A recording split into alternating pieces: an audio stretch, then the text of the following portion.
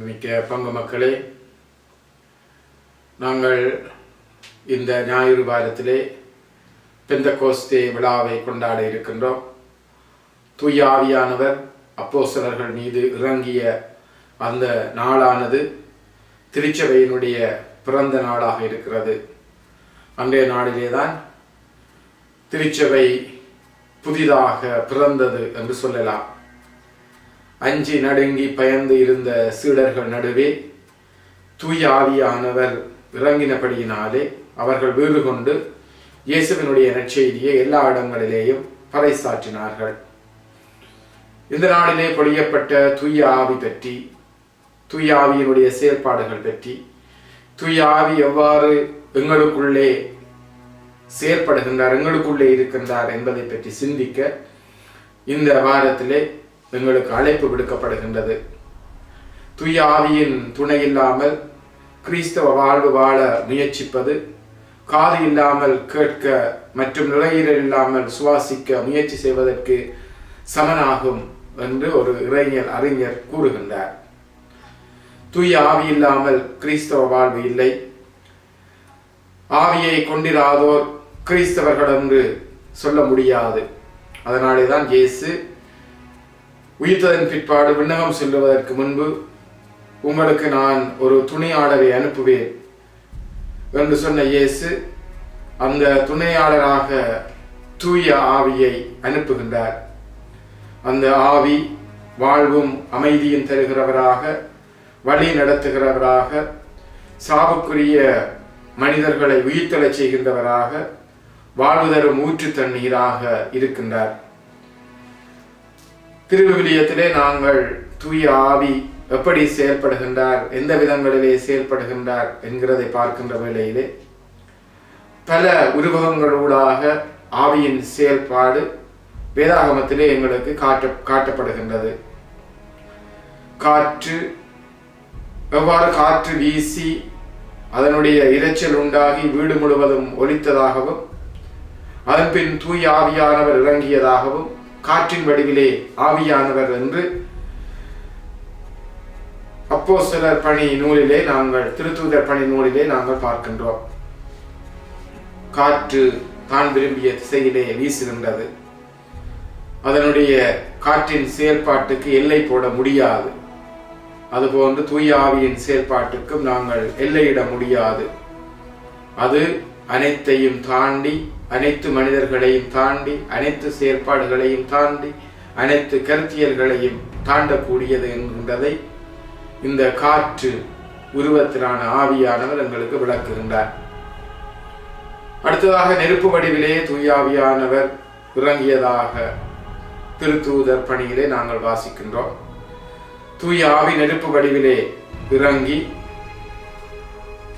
அவர்களுக்குள்ளே உண்மையான உற்சாகத்தை ஊட்டியதாகவும், அதனாலே அவர்கள் வீறு கொண்டு எழுந்ததாகவும் வேதாகமத்திலே நாங்கள் வாசிக்கின்றோம்.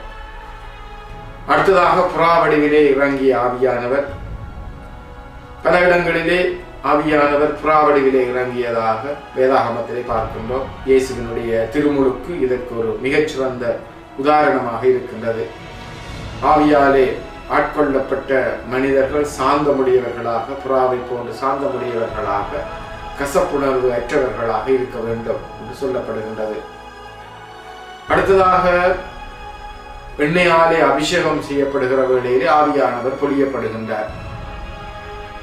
தாவீது மேல் சாமுவேல் எண்ணெய் ஊற்றி திருப்பொழிவு செய்த போது தூய ஆவியானவர் இறங்கி வந்ததாக சாமுவேல் முதல் புத்தகத்திலே நாங்கள் வாசிக்கின்றோம். எண்ணெய் குணப்படுத்துகின்ற ஆற்றல் கொண்டது. பெரும்பாலான மருந்து பொருட்களிலே எண்ணெய் சேர்க்கப்படுகின்றது. தூய ஆவி மீது பொழியப்படுகிற வேளையிலே எங்களுடைய தீமைகள், பாவங்கள் எல்லாம் குணமாக்கப்படுகின்றன. எங்களுடைய பாவங்களில் இருந்து நாங்கள் விடுதலை அடைந்து, நாங்கள் எண்ணெயை போன்று எவ்வாறு உடலுக்கு எண்ணெய் சக்தி தருகிறதோ, பலம் தருகிறதோ, நோவுகளில் இருந்து குணப்படுத்துகின்றதோ, அதுபோன்று தூய ஆவியின் கனிகளும் கொடைகளும் அர்ப்பணிப்பு செய்யப்படுகிற வேளையிலே அது ஆற்றலும் சக்தியும் உடையவதாக மாறி நிற்கின்றது. ஒட்டுமொத்தத்திலே தூய ஆவியானவர் எங்களுக்கு இத்தகைய எல்லாவியான சக்திகளையும் வல்லமைகளையும் தந்து எங்களை வழிப்படுத்தி எங்களை நிறைவாழ்வுக்கு அழைக்கிறவராக இருக்கின்றார். அந்த தூய ஆவியின் துணையை நாங்கள் அனைவருமே நாடுவோம். மனக்காயங்கள் எல்லாமே மாயமாய் மறைந்திட, பெய்தன்மைகள் எல்லாம் அகன்று போகிட, வாழ்வின் தீயமைகள் எல்லாமே ஒளிந்து போகிட நாங்கள் இந்த பெந்தகோஸ்தே நாளிலே வேண்டுவோம். பெந்தகோஸ்தே நாள் எங்களுக்கு ஆவியின் அருட்பொழிவின் நாளாக, ஆவியின் பொழிவின் மாற்றத்தின் நாளாக மாறுவதாக. நன்றி. மீண்டும் அடுத்த வாரம் இன்னொரு செய்தியிலே உங்களை சந்தித்துக் கொள்ளுகின்றேன்.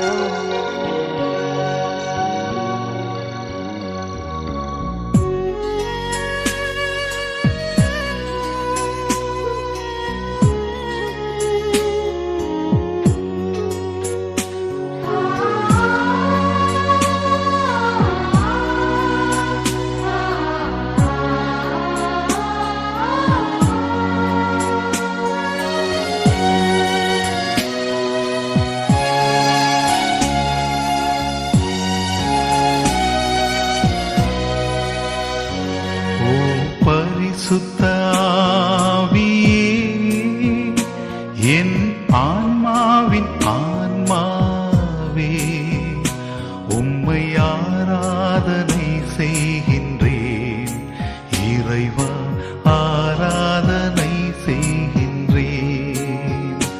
ஓ பரிசுத்த ஆவியே, என் ஆன்மாவின் ஆன்மாவே, உம்மை ஆராதனை செய்கின்றேன்.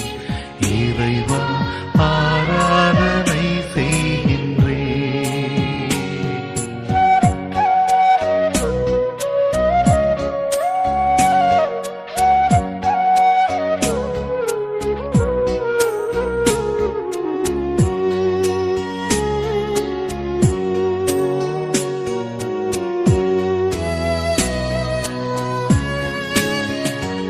என்னை ஒளிரச் செய்து வழி காட்டும், புது வலுவூட்டி என்னை தேற்றும்.